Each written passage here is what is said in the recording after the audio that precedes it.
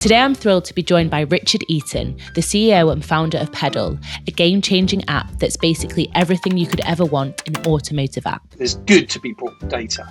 For instance, we can tell you how much money you've spent on fuel, how much money it's going to cost to run the car. Designed to completely transform car ownership, Pedal is packed with features that makes driving safer, smarter and simpler. We would do a check for you and go across all the databases, everything to turn around and say, is the car nicked? Has it been rewound? Is there an outstanding recall? It should really be everything. I'm the user, I'm the consumer. I want to know if that car's going to be safe for my kids, my wife, my partner, whoever. Richard also shares his bold vision for using data to empower drivers, building trust and tackling challenges like data privacy and ethical use. Data is key. And everyone's a little bit concerned about car companies, what they're doing with their data, how you're using the data. There's not really a transformative or industry standard, do we tell the driver, the user, the owner, the data, the usage and everything else? If you're even slightly curious about the future of cars, tech and data-driven solutions, this episode is an absolute must-listen. Pedal is the app redefining what it means to own a car, and Rich's story will inspire you to think differently about what's possible in this space. Enjoy! Richard, let's talk data.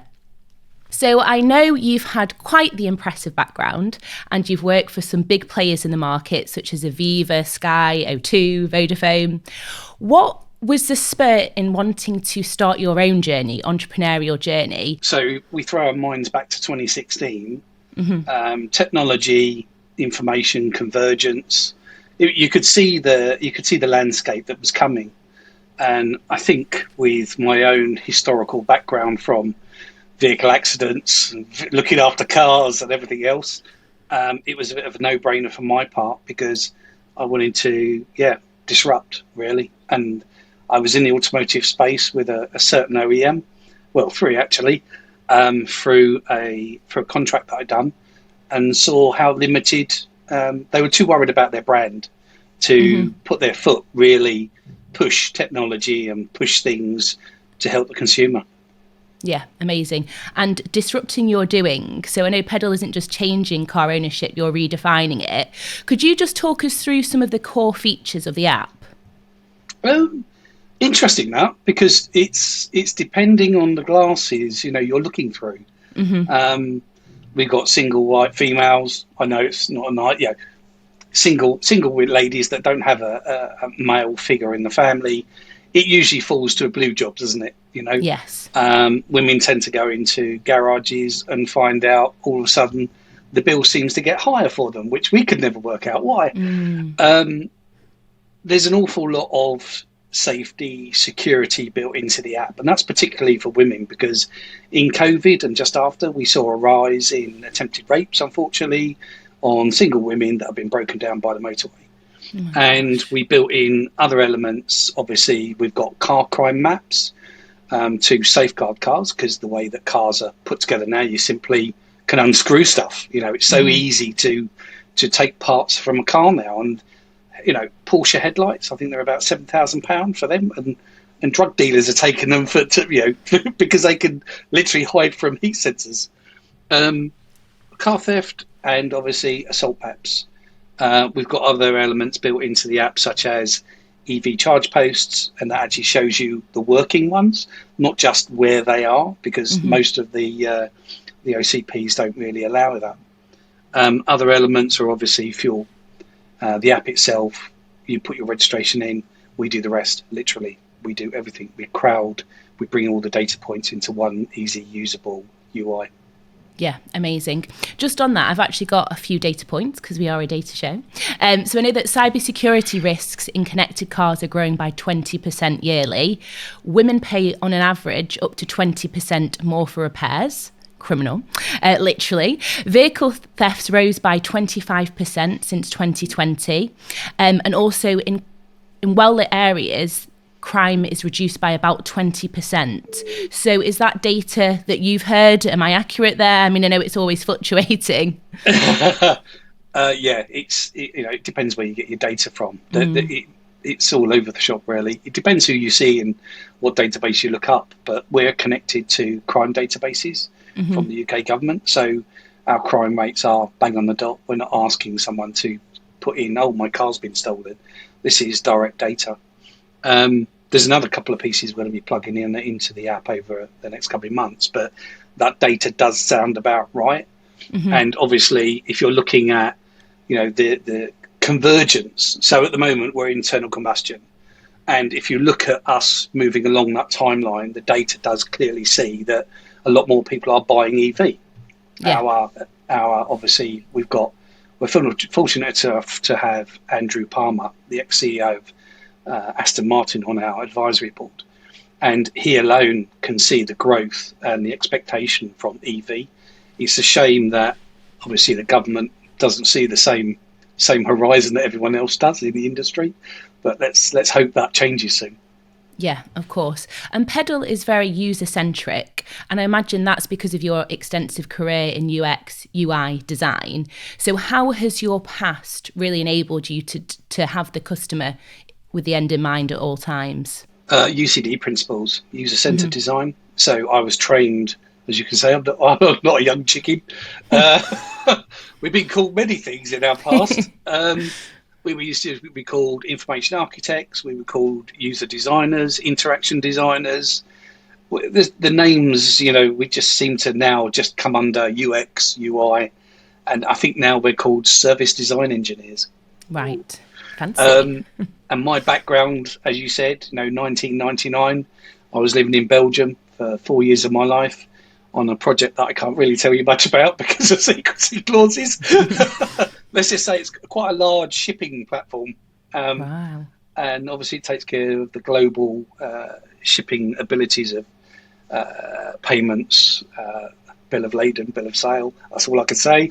And then obviously that went on to other large core systems, Visa.me, which was the world's digital platform, onto Anthony Jenkins, head of digital platform for 10x Banking, onto Mercedes-Me, Fiat Now, Ford Life, and lots of other technology like disruptions along the way. And I think what I've learned from that is to very look at the data and the aspects of what the user wants, when they need it, and what is the easiest, fastest way to convey that information. Because paid precedents now, I don't think youngsters.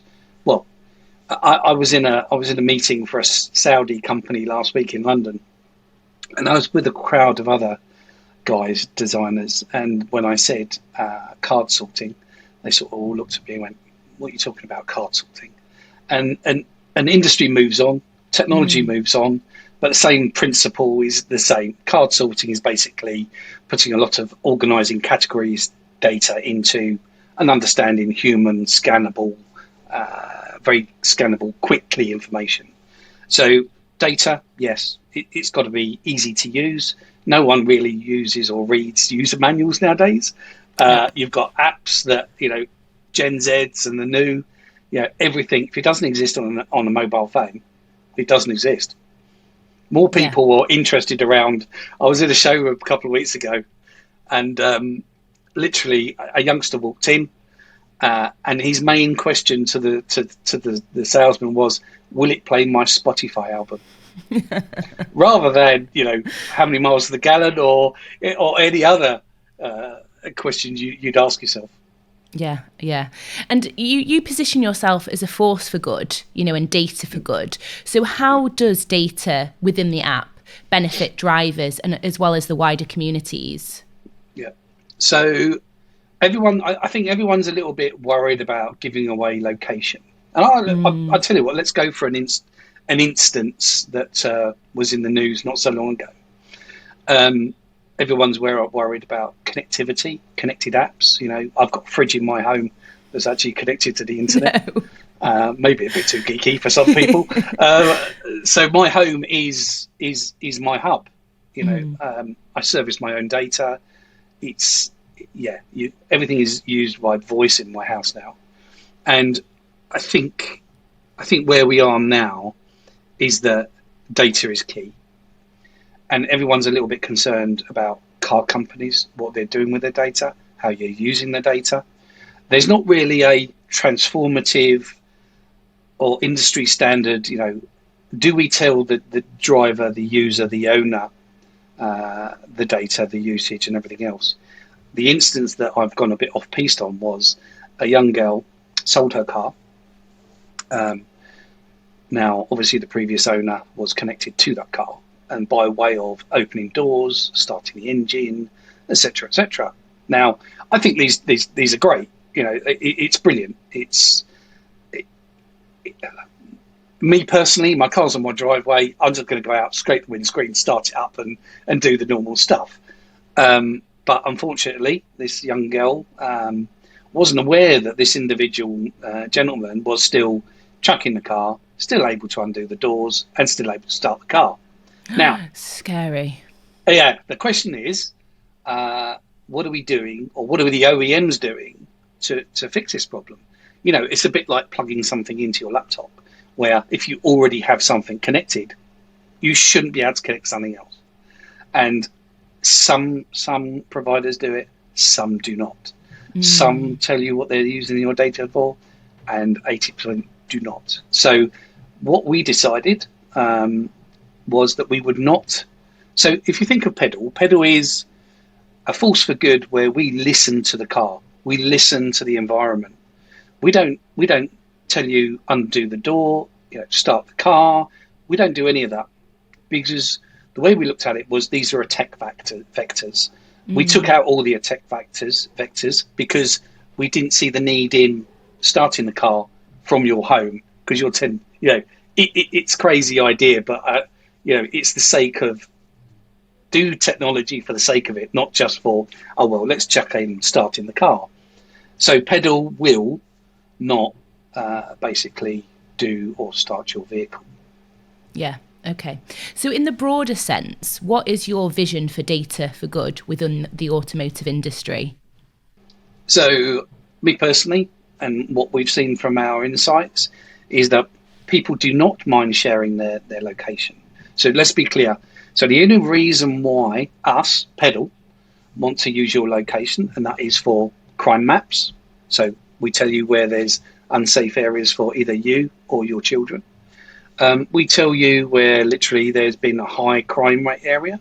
Now, whether you take note of that is up to you. I mean, obviously, you go out at night with the girls. You want to know a safe place to park. You'll look at the app before even going there, and you might change your mind. You maybe not. Car crime, same thing.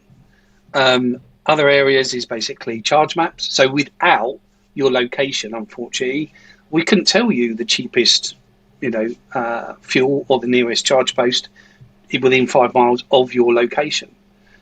We don't ask for, obviously, date of birth or any of these other elements, P1. So we only want to know location. If you're plugged into Pedal and you're connected, you have the ability to obviously sense whether the kids have been in an accident, and you do that with one of these. So you plug one of these into your car. Mm-hmm. You don't have to. You've got a couple of alternatives. We can connect directly to the car, and it's up to you to allow us or deny. You tell us what you want to share with us or not, and then on the adapter side, you just plug it into the OBD port. And the benefit that you've got is obviously family members can know where their kids are, how they're driving the car, because if it's a one asset family, i.e. one car and family, and there's 4 drivers, it's a nightmare to share the car. It's a nightmare to understand how it's being used. For instance, we had a lady phone us and she said, I was wondering if you can help me. I said, yeah, by all means. I said, what's the problem? So once we've gone through some security questions, she said, I don't know what it is, but I just, there's something wrong with my car. And I went, okay, so what's the problems? She said, well, I've gone through tyres again, and I can't work out what it is. So anyway, it turns out that a 19-year-old son had been down to Sainsbury's every other Sunday and doing burnouts in the car. Gosh, donuts. They're called donuts. Yeah. So basically, how do we know that? We know by looking at a location.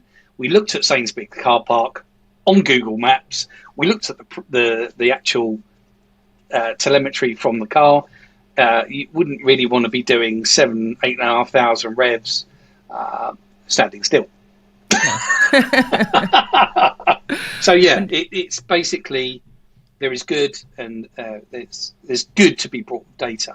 For instance, we can tell you how much money you've spent on fuel, how much money it's going to cost to run the car. There's lots of reasons why, but there's only a few reasons not to. And the instance not to is obviously knowing, who's downloaded the previous app for your car, still connected to your vehicle. Interesting conversation to have with your friends and loved ones down the pub, because there's a lot of people connecting to BMW, Mercedes. We have people taking their own apps off and putting pedal on because they trust it more. Right. Okay. So you're empowering users to make better informed choices in all areas of automotive. Exactly. Yep. So data is obviously a big topic in terms of privacy, and some users are becoming more data savvy as to how their data is being shared. Others just check the box and that's just habit. But how do you share data firstly? And no, not at all. Not an inkling. Good to hear. So thank you. Yeah. We could go back a couple of months and recap that one, couldn't we, with other companies? No, I mean, there's no reason to sell. I mean, the problem is today's market, today's users as a whole. We're not just talking automotive.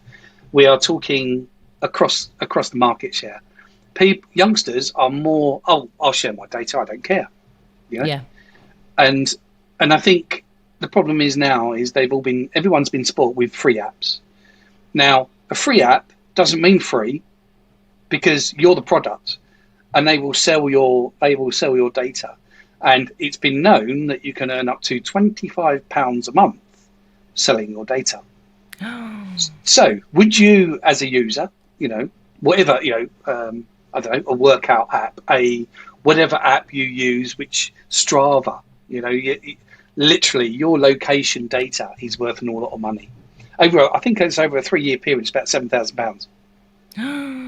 That is crazy. And this is where transparency is key, because selling your data is one thing, but what does that actually mean? What's the effect of that? And I think a lot of people, the conversation just stops at selling data, and then they don't understand the wider repercussions of that. So on average, what percentage of apps would you say sell data? Is it more the free ones? Oh, no.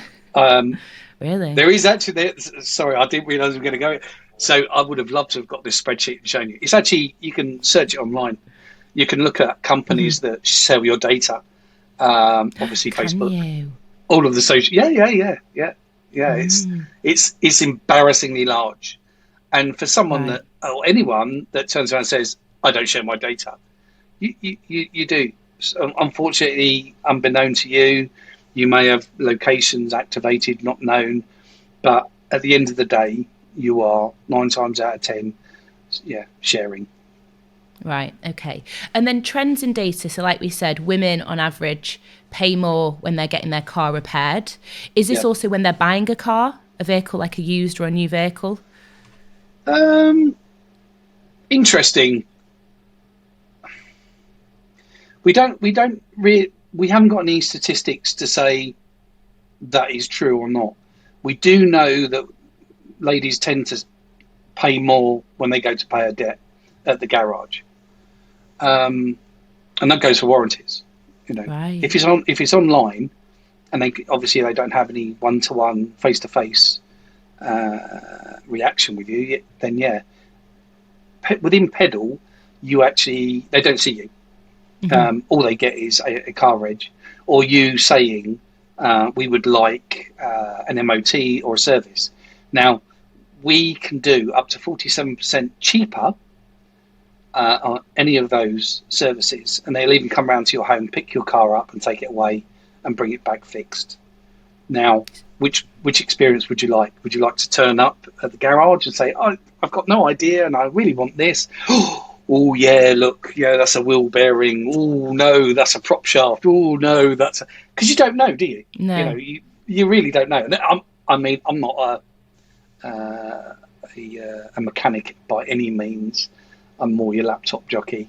But if you do know, I would rather Same thing with youngsters nowadays with accidents. We done a research piece not so long ago for a piece of technology that's coming out soon. Where as kids, if you had an accident, what's the first thing you do? You get a pen out, you take down some details. Yeah. Now we asked quite a few youngsters that range from 18 to 32, and the first thing out of their head was, "I phoned Dad." I was about to say the same, and I'm in my later 30s, and I would call my dad. I don't even know, talking about this, who... I've definitely got breakdown cover. I'm not sure who it's with. I wouldn't be able to tell you who my insurance is with. I mean, I am quite disorganised, but I'm thinking this is going to be so good for my organisation levels. But yeah, even me, I'd call my dad, and then if he didn't pick up, I'd call my mum. Exactly. So you're looking at technology for the good, data for the good. I don't know anyone that knows. Let's say our family has 4 cars, and another research piece we done was that it's a blue job, and the father would basically have an Excel spreadsheet, and for people that I suppose aren't with a laptop, but Excel spreadsheet with every car in the family, when the MOT, when the insurance, when everything, every renewal date you can think of. So we've had one lady drove for 9 months. I'm not mentioning names. For 9 months with lacking a couple of things that should have done, but there you go. So I know people have done the same, because you just get a letter and, you know, sometimes you open the post, maybe you forget, but it's not like you're getting calls to remind you, or emails or text messages. No. I mean, obviously it is your responsibility, but there's so many things going on in life. Maybe that just gets pushed to one side. So yeah, I'm not one to have an Excel sheet for those reminders. Absolutely not. No. So of course, Pedal, it will remind you 30 days. It will remind you again, 20, 14, and then actually on the day. And you know, everyone could sort of turn around and go, well, what do I need an app for? You know, why on earth do I need a motoring app? And yeah, some petrol heads would literally turn around and go, why do I need an app? So for instance, this year we were at the Wembley Underground show, where thousands of people, petrol heads, all came past the stand. And we had about 670 sign-ups in one day. Wow. So the value is in when you speak to someone and say, well, can you tell me your MOT, but I don't need an app. Okay, well, how do you when do you know it's the next service, or if it's had odometer fraud on it, or if it's been recalled? Because we live a very roaming lifestyle now. You know, we move a lot more than we used to in the old days, and you've got cars that basically have recalls. Now, don't quote me on this, but the last time I looked, there was about 32 million outstanding recalls on the UK roads. Now, oh my gosh, what does that mean? That means that basically you could get charged £2,000 or 3 points on your license if you let your car go without a recall fix. Now, I've had 5 recalls on my Audi, and it's no joke. And literally, out of those 5, I got 1 warning. Nothing from the dealer group. You know, so think of how data plays a role here. Yeah. Now, if it's an OEM and it's doing a recall, it costs millions. They have to write to the government. The government has to say to them, yes, we allow. They then allow them to get hold of, obviously, DVLA. They release those figures, those information. Then they have to write to that driver. Now, we've obviously got a lot of issues with our insurance at the moment, and we all know what's going on with, we call it postcode jockeying, where you use mum's address because it's cheaper to insure your car, it's called. But that now is becoming, obviously with ANPR, automatic number plate recognition, it's becoming harder to, you can't say that anymore. Data as a whole, they have to get hold of the owner, and 9 times out of 10 they don't, or they can't. It goes to an old address, or even you don't own the car anymore. Yeah. I mean, up until I think last year, I thought a service and an MOT was the same thing, and then I don't know the dates. Insurance, I'm always last minute. So then you pay a premium because they know you need the insurance next day. So this is what a lot of people are dealing with. And the under 25s, I just feel so sorry for them, because I think the data says on average they're spending 3 times more than perhaps their parents. But I actually think it's way more than that. I saw someone on LinkedIn the other day. She'd got her daughter, who's maybe just past about 18, 19, an older car, older vehicle, and the insurance was £5,000 on it. Yeah. It's insane. People just can't afford that. So, and the AA have positioned something recently, haven't they, in regards to young drivers and maybe a way to get around this. Could you just give us detail on that? So there's lots of plug-in devices, and insurers at the moment have the issue with, well, there's a lot of insurance fraud. There's a lot of claims that shouldn't have gone through. It's historical, years of this, and the mispractices just seem to be getting worse and worse. Now, whether the new government gets a foot or a hold on this, I don't know, but most youngsters are paying up to £5,000, like you said, for an insuring a car that may have only cost them £1,000. Yeah. Why on earth would you bother? It's ridiculous. And of course, then you've got more cars on the road, uninsured. And then guess what? Up goes the insurance, because you're having more accidents with uninsured drivers that literally turn around and go, I can't afford that, I'm going to chance it. Sad to say. Mm-hmm. But we are, so on the 14th of November, we tend to go up to Parliament once a month for the PAX group, which is Parliamentary Advisory Transport Safety Group, etc. And you get to hear what's going on around the UK. And sadly enough, you don't get to hear what's really happening. You get to, insurance is out of control. But most people just don't go, well, why is it out of control? That's just the companies taking the mick. Well, it's more people driving uninsured, not being caught, basically forcing up when they do have an accident. Yours, mine, ours, our insurance all goes up. What do we do to do, what can we do to fix that problem? And I think the industry as a whole, if we connect to the car and we turn around and say to a driver, if you allow us to do 30 days sampling of your data, your driving telematic style, okay, we'll give it to the ex-insurer, because we're talking about at the moment doing exactly this, and that's it. We will give you below market, because we've seen 30 days of good. Now turn around, someone's turning around saying, yeah, but these black boxes, these black boxes can do this. Now insurers know over the past, it's an expensive thing to fit for an insurer, because one, they've got to send someone out, they've got the hardware to fit. So you've got the hardware and obviously the fitter cost.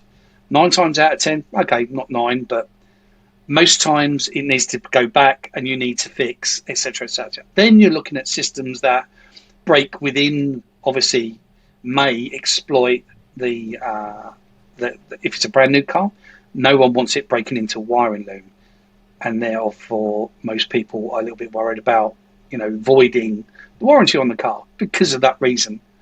So you've then got the issue of, right, now my son, I don't need my son to have it anymore, you've got to come take it out. So that's 3 visits for a device that may have saved you, I don't know, £1,000, whatever.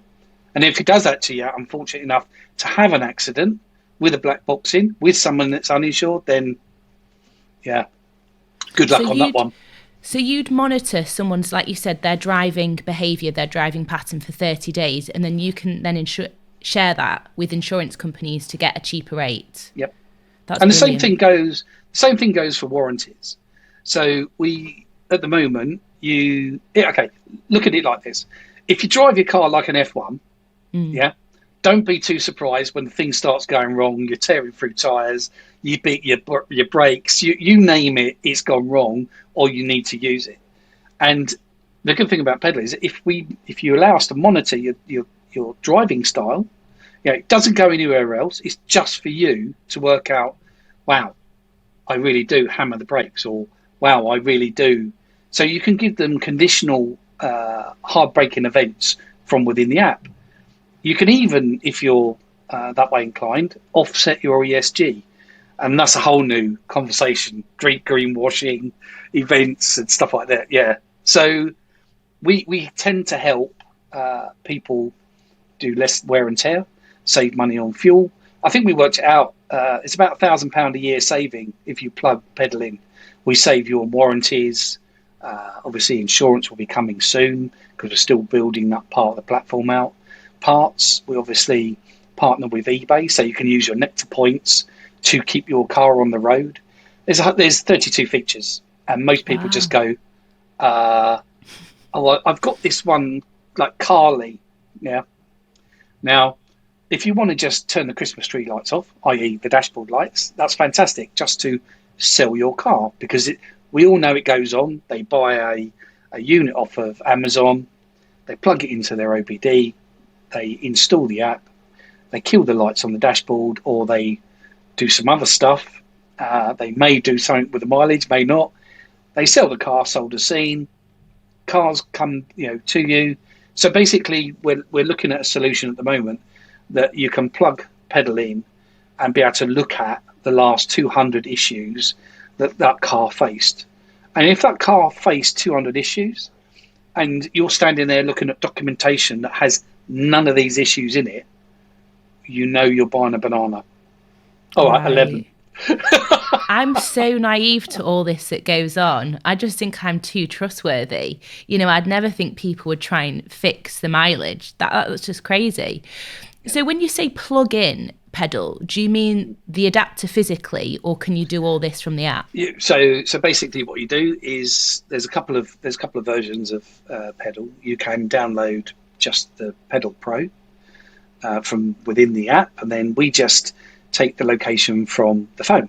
It's not connected to the car. We tell you where the kids are, let's say, so you can add up to 4 cars and 4 drivers to each car privately. So if the kids will get their own account, fine. The wife will get her own account, everyone's happy. There's no problem. So the father still has the blue job of making sure that everyone else does answer the notifications, because each person would get their own notifications, or he can turn it off. But from an aspect of other elements within the app, connect, as I said, you can connect with either that one or that one. You can connect directly to the car. So, for instance, if you've got a newer car with a technology pack on it, where you can literally use your username and your password, and we will check that. We can connect to your car directly and tell you. And that will be on the upgrade flow. So yeah, basically connect directly to the car. The same stuff. You can check on your fuel level, your oil temp, location, speed, etc., etc. But it's all for you. It's not shared with anyone. It's not sold with anyone. It's literally to help you overcome the stress of running a car and running 4 cars in a family if you've got 4 cars. It is stressful. One is stressful enough. So going back to the insurance for under 25-year-olds, and it is really a case of the minority ruining it for the majority. Yep. But saying that, has there been an increase in associated crime or accidents since social media? Because my algorithms are nothing to do with vehicles or, videos of people speeding. They're not the kind of things I would want to watch. But I have heard that there's certain social groups or social movements where, young lads, maybe young girls as well, are doing some very scary stuff. And because of that, because of social media kind of showing off to the masses rather than just a couple of their mates, has this been a trend that you've seen? Yes. Very bad, in fact. Not sure I should name them on here, but they're WhatsApp groups. Really? Yeah, and they're quite prevalent up north. There's one in particular with about... So ones that the public can join? Yeah. And what kind of things are they putting on there? So they're meetup groups, and because it's WhatsApp, obviously, and if you have a fadeaway, you can have a conversation. Fadeaway goes gone. They give you locations to meet up, and literally you're going there to burn your mum's tyres off, or I mean, there is, like we said earlier, there's good and there's bad. Yeah. You can't paint them all with the same brush. But if we're looking at any of those channels of what they get up to in the evenings with fireworks, closed car parks, etc., spinning around, you do see people get wrecked on their own videos. I mean, literally sideswiped by a car that's doing a donut that took the guy out. Literally, you just sit there, and the guy's, this wasn't makeup. You saw the guy fly across the screen. So, yeah, it's happening. But I mean, let's ask, shouldn't we be asking why it's happening? This is the main question, isn't it? Where us growing up as kids, we used to have, your mate round, play Xbox or, do something. But now, there's not a great deal to keep our youngsters occupied, and they are finding their own, they love their cars. They spend if not hundreds of £1,000s on their car. You'll have youngsters now that will have a rag car. So basically you'll have a project car, yeah, and then you'll have the daily. And God love them, these guys work their asses off to do this. It is a passion for them. But then you've got the other side of the coin, what basically is the bad side of the coin, and can if you've got a family car and you're going to these events, then you're going to find some problems. Yeah. So in order, like you said, to make positive change, there's not necessarily one answer.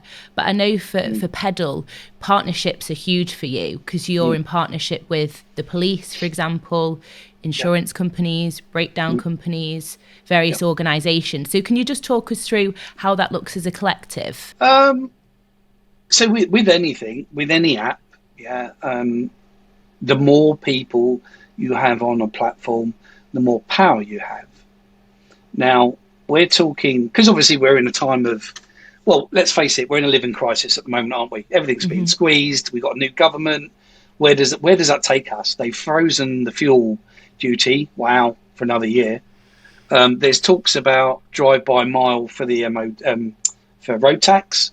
I mean, obviously, drive-by-mile insurance paved the way for that one because it's just simply same thing, tracking your mileage, which is going to be interesting to know because we're already there. We already look at how many miles you do.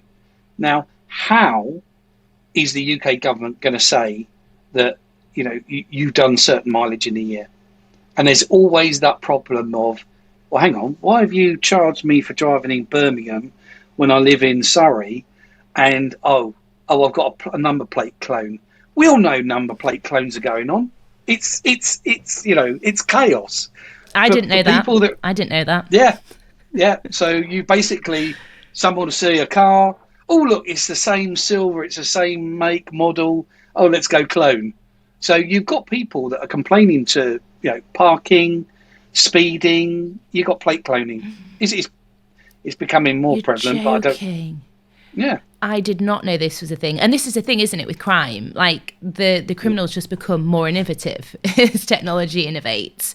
So they are cloning just for then being able to get away with whatever they want to get away with because there's no repercussions on them as the individual. That is horrifying. And is that a trend you see that's getting worse? You don't really see it as commonality as we heard about it at a particular meeting that we were in, and we were sort of like, hang on, how could Pedal fix this problem? We got the solution to someone telling us that you've driven 12,000 miles in a year when in fact your car's only done 2,000, and just trying to work out, well, hang on, where's the other 10,000 come from? And if you get photographed at a yellow box, say in London, and it's not your car, it's got a registration and it's the same colour, how come it's how can I know it's not you, sir? Well, it wasn't me, look. So do we now have to start tracking in our memory where we were that night?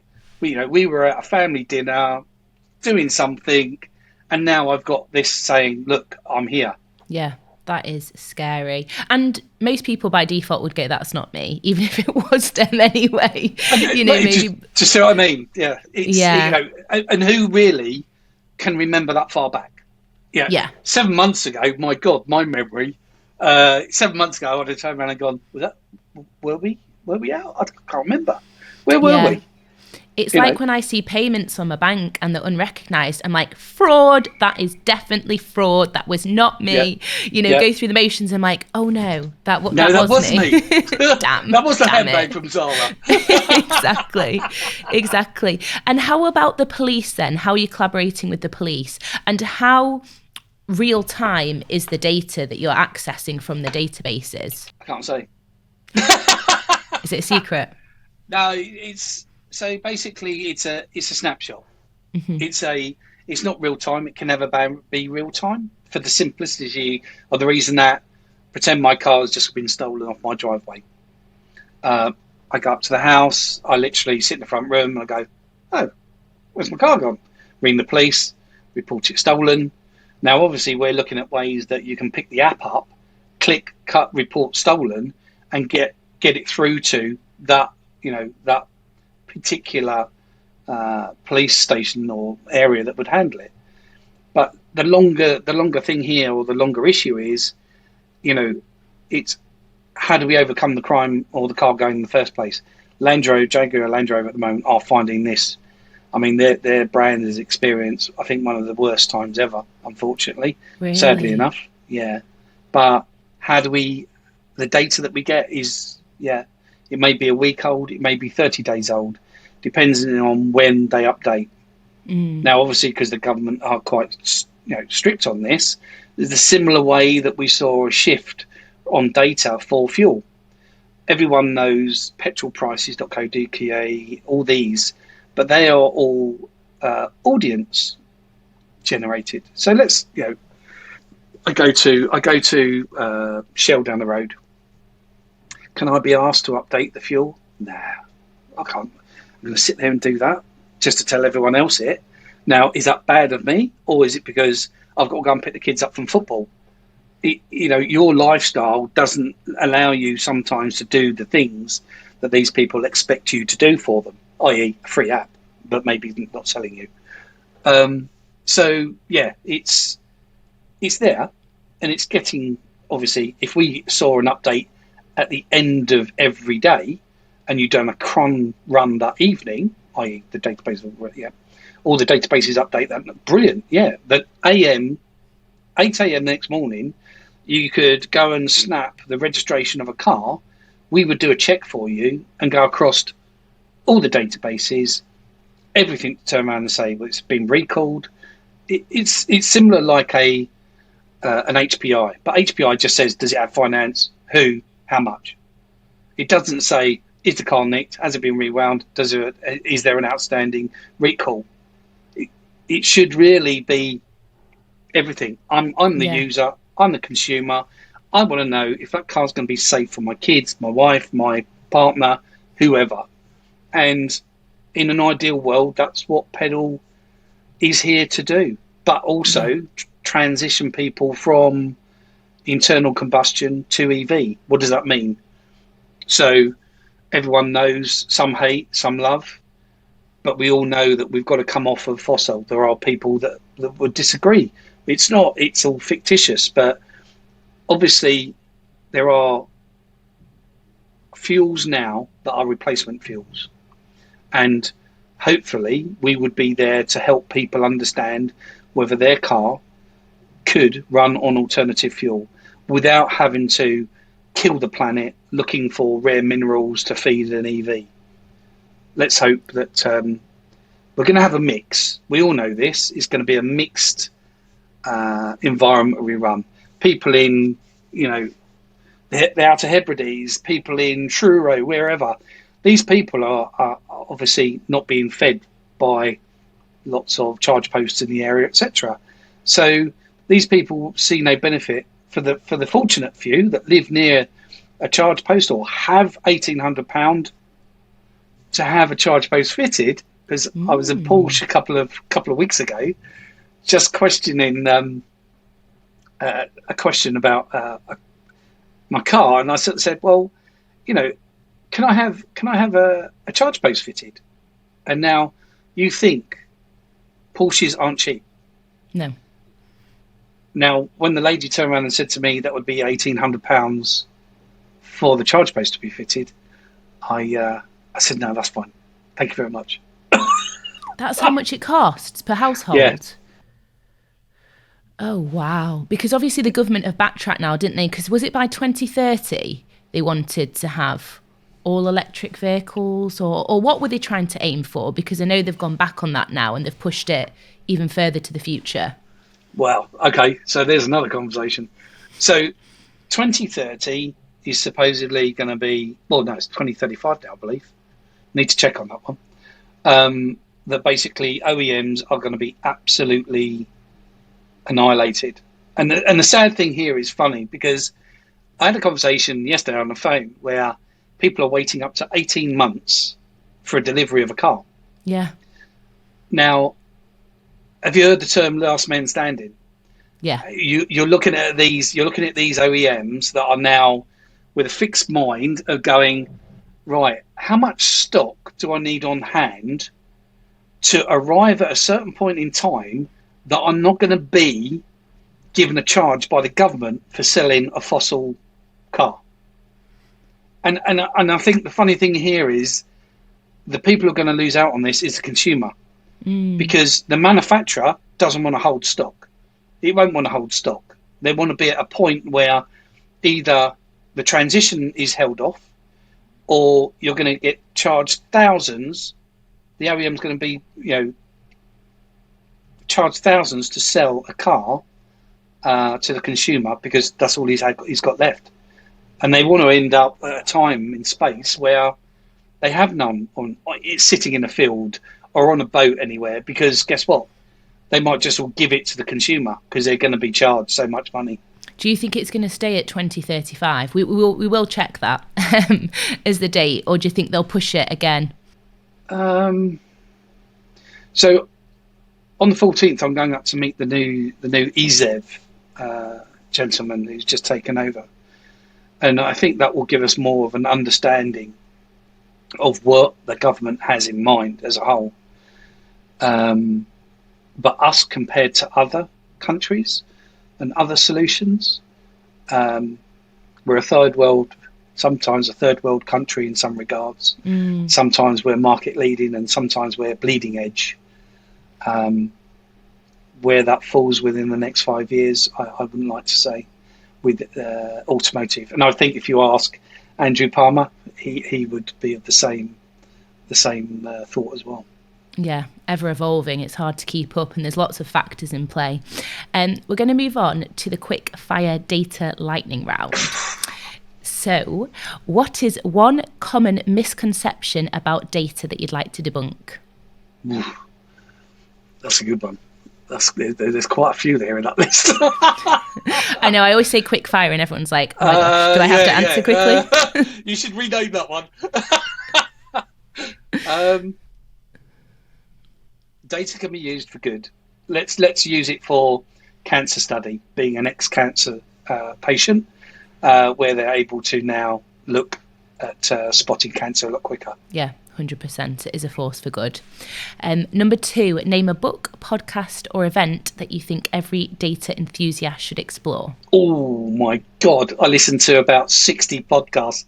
My missus tells me all you've got is your headphones on, or you're listening, or Audible. Audible, I love Audible. I get through about maybe 15, 20 book titles a month. I'm the same. Every fact I have, it starts with, I was listening to a podcast the other day, and everyone's like, Emma, do you not have any of your own thoughts? They've all come from podcasts. Oh my God. Well, obviously you, for one. Thank you. But there are also, I think it's depending on whether you're like the founder, the CEO, it's not what. See, being a founder, it's not just one podcast does it all. You're looking at multiple. I think I would say there's about 12 I listen to as the thing. And I think the thing was, I listened to obviously Musk, Richard Branson, and you look at where those guys are taking stuff now. One of the investors in Pedal sort of said, "Well, where do you see Pedal going in the future?" And invariably, you're looking at Pedal becoming a VPP, which is, for people that may not know what that means, is virtual power plant. And a virtual power plant will be where you drive into the home with the world's largest battery strapped to your bottom, where you can then divert power to the home, the off-grid battery on the side of the house, because we're our partners, as we mentioned earlier. We already partnered with a battery supplier manufacturer that would see you powering your home either from obviously virtual on the roof, down the side of the home, into the battery, or feeding the home, or feeding the car, or coming the other way. So what does that mean for you? Well, hopefully one day soon, you'll look at a power arbitrage. So Pedal, you would be able to earn money from taking money from the grid, taking power from the grid at a very low amount. I believe it's up 3p, and then selling it back to the grid the next day for anything up to £1.80. Oh my gosh. I think people can get on board with that idea. You could. It's better than crypto. It's better than crypto. There we go. Wow, that is interesting. So you're always keeping yourself ahead of the curve in terms of your own personal learning then, to understand what's going to be possible in the future. I like that. Okay, next one. Data is the key to. Finish that sentence. Knowing where you're wasting money. Knowing whether you're wasting money. Yeah, that is a good one. We've not had that before. I like it. Give a piece of advice to someone just starting out in the world of data or technology. Don't do it.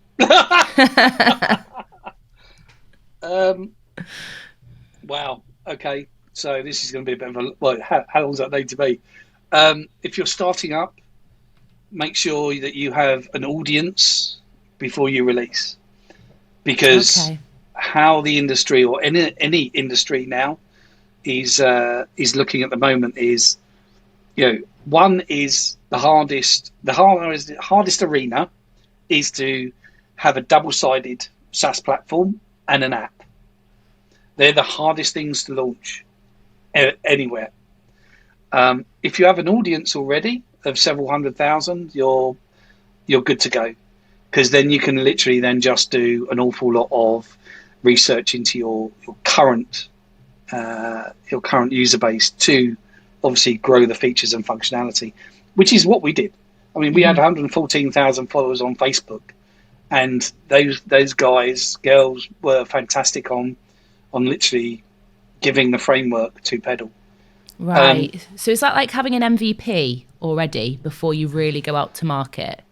Yeah. Well, it's a bit more than that. You could do so much more now with AI. Don't get me going on AI, but AI has radically changed and improved your ability to kickstart a company.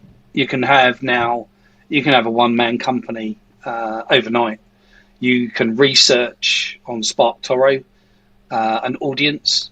You can look at other areas that are, again, looking at data on the market shift, who is buying what or doing what, or industry standards, or even just fickle things that come along. I think kids nowadays, if you look at it, we're in the fourth industrial revolution now, and anyone that who disagrees with this, I don't see how you can disagree with that, because it's changing radically. Yeah. I hope my kids are learning AI. I think it's going to be evolving so quickly. I was on a call with California only 2 days ago, where sentient was mentioned on the call, and what you're looking at the moment is obviously AI and LLMs and GPTs that are programmed by you for you. And I think the future is going to be, you'll have these overarching power GPTs that you would pay it to do like an hour's work, and you would have pretty much your entire company set up, from legal to your CFO to your marketing to everything would literally be done, span up and running, rather than the months, the years, the heartache, the failure, what most CEOs, CFOs go through nowadays.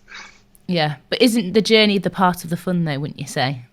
I think you're right. I was talking to, so for kids. So if you're listening to this, kids, it's good you using AI, but you've got to know and understand what it's doing. You can't let it do your homework for you, because when the teacher turns around and says to you, "Well, Matthew, how did you come up with that idea?"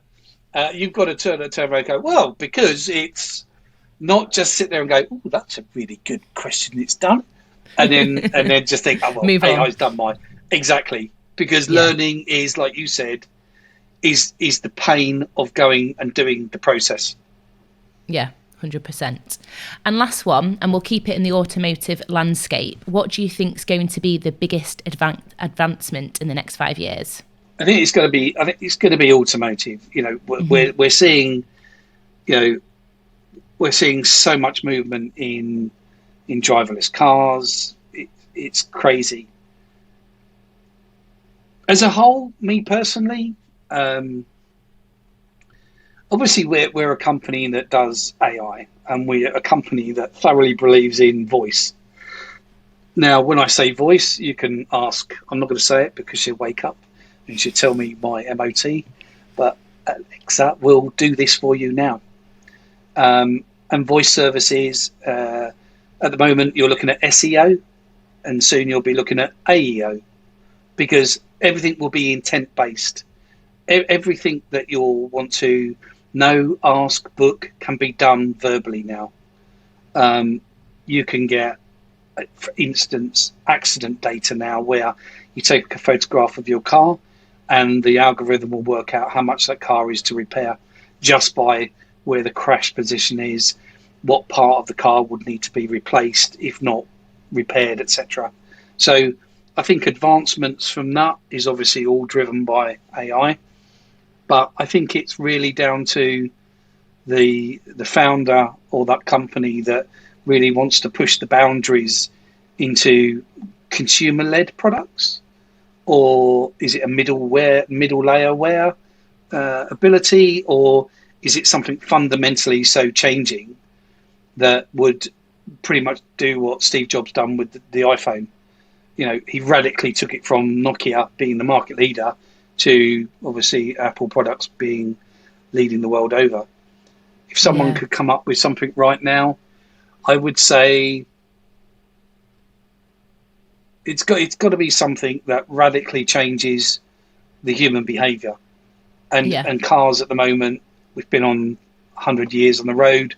What's changed about them, other than obviously the force what drives them on the road? It's fundamentally, how do we look after, manage and maintain a car? Yeah, I think the voice activation is key, and obviously a lot of cars can do that, but there are limits. But imagine the rate of accidents and incidents goes down because people are messing around with the heating, messing around with the radio, trying to get a map up because they don't know where they're going. There's been a crash, like you said, all this stuff. If voice activation worked, there's no need to look at your phone, because obviously that's a huge issue with people reaching for it. Exactly. And just to end on that, something you said then, autonomous vehicles, do you think, when do you think the road will be full of those? It's something that I personally can't get on board with. A lot of people think like that, but a lot of us couldn't imagine having our whole life on a phone when the Nokia first came out, for example. So when do you think that could be the way of the world? In the UK or globally? Globally. Well, let's keep it UK. Okay, let's look at the announcement in the news just recently by our man Musk. And if you're adding the dots together, let's add the dots together. Black cabs in the UK, there's thousands of them. Taxis around the world, millions of them. Where do we see the ability to, if you're a high net worth individual, to buy, say, 100 cars? put them in a town centre, auto drive, and basically be able to use the car when you need to use the car, but then use it as a rental asset to ferry people around your city. Oh, very convenient. I don't think I'll be able to afford all that. Yeah, well, they're about £30,000. Right. So, you're looking, what's a cab now? Black cab nowadays? 60,000, 70,000? I don't know. But if you're looking at, okay, let's look at how insurance companies buy large fleets of cars to rent them back to drivers that have unfortunately had an accident. And they seem to spend a lot more time renting that car back to the consumer because guess what? They got no rush, have they? And of course, the longer that car is I've heard up to 22 weeks to try and get a car done because guess what? There's no parts. And that's even on a brand new, I can't say that word. That's on a brand new vehicle. It's just rolled off the factory line and something has fallen off of it and it's broken. And basically it's literally, they're built to go onto the build line. And now you're seeing people complain because, they've got such a wait line on the cars. But what do you think it does to the actual parts to the car? Yeah. You're still seeing the same issue from COVID. We saw a massive shortage in semiconductors when we launched 2019. Unfortunately, there's a couple of things that stopped it going live. One of them was COVID, and of course, trying to launch a car app when you can't sit in a 2-meter radius of someone was a bit of an impact. So 2022, we saw it go live and then just go massive rise. So people see we've got thousands of people on the platform. So we must be doing something right, Emma. Yeah, no, 100%. But if you could give us a date when you think, just in your mind, when the majority of the cars, shall we say, on the roads will be autonomous vehicles. Oh, right. 2040. Really? As soon as that? Yeah. But you've got to look at the people that, my age group, I personally will not let someone drive. If I'm in the car, I'm driving. Now, obviously, I've had a few accidents in my life, which is a bit of a problem. But yeah, when I'm in a car, I drive. I don't tend to let everyone else drive. But youngsters now, it will be normal. You've got street cars now, where you can rock up to the car, show your face, unlock the vehicle, and rent it for the day. Now, obviously, all you're doing then is I call it the big red button. I go out the front door, I click a button, the car turns up. What do we need to use that vehicle mode? That vehicle mode, all you need is ID, from and to location, and a payment authentication. That's it. And then when I'm in the vehicle, what do I want? I want to be able to, listen to a book, see a film, take part in a meeting, a conference call that's going on. So all in all, if I was a betting man with extremely large pockets to invest in, I would be looking at in-car entertainment systems for driverless cars, high-speed connectivity to vehicles in the UK, streaming technologies. I would be literally looking at that with eyesights to be looking at it and go, well, the kids have got that side of the car.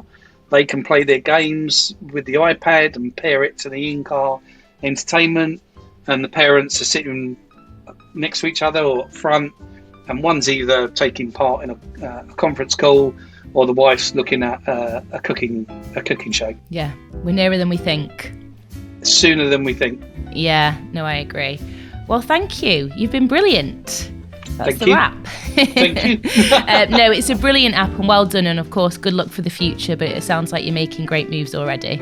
No pun intended.